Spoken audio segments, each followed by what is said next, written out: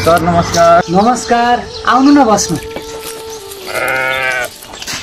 किरणको के छ त नि खबर? मेरो त सबै ठिकै छ सर, तर भाइको के भएर भाइलाई त्यस्तो?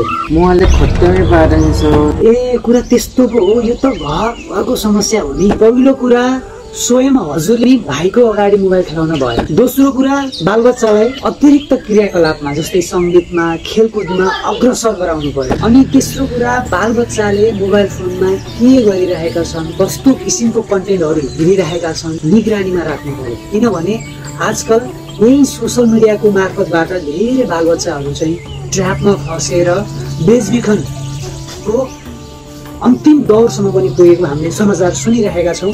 त्यसैले बालबच्चालाई चाहिँ मोबाइल दिनुभन्दा अगाडि धेरै सोचेर सम्झेर मात्र दिनै पर्यो भने पनि के कारणले दिइन्छ सबै कुराहरू निगरानीमा राखेर मात्र दिउँ। धन्यवाद सर अमूल्य सल्लाहको लागि।